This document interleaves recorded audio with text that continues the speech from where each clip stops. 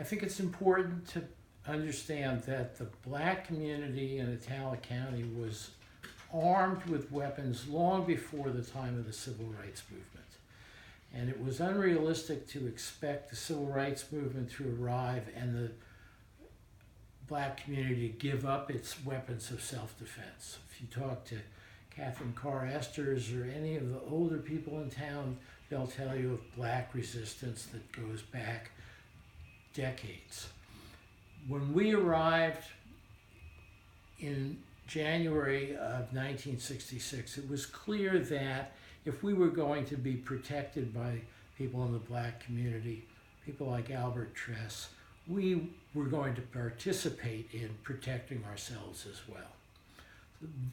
I was originally put on guard duty with Jim Huddock at the Freedom House on Nash Street.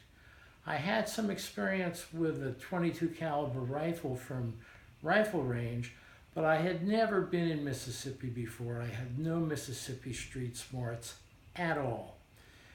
The night of the shooting, which was our third night in Mississippi, Jim Huddock and I were on guard duty looking out the front window of the Freedom House. Late at night, 2 cars filled with white men drove by the front of the Freedom House fairly slowly. And we understood so little of the racial dynamics of nighttime in Mississippi that we just assumed these fellows were lost. We had no idea they posed a threat. They drove by a second time, and we had the same reaction. We wondered why they couldn't find what they were looking for. We didn't even have the street smarts to warn other people in the house. When they came by a third time, there was no longer time enough for a warning. They opened fire, shotguns, .22 caliber rifles themselves. The window we were peering out through shattered. It was amazing that we were not hit. I hit the ground immediately, so did Jim Huddock, but then Jim got up and went out on the front porch and started firing back at them.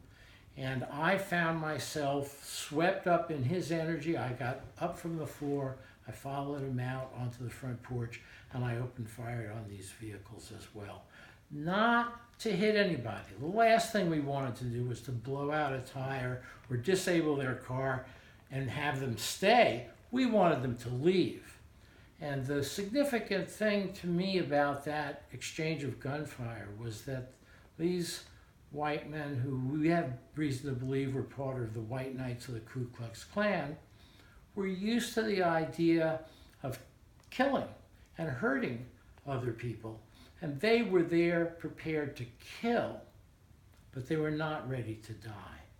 Whereas we were the opposite. We didn't want to harm anyone, but we were armed and ready to die.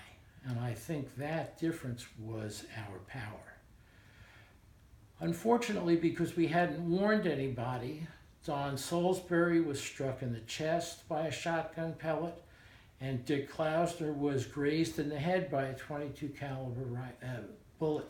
So we were very lucky that they were not seriously hurt. Don Salisbury had to go to the hospital, but he only had a flesh wound. Dick Klausner was bleeding, but he just had a scratch. People from the black community nearby came running to the house right away, armed and ready to continue in self-defense. So we were just joining the black community in self-defense it was already practicing.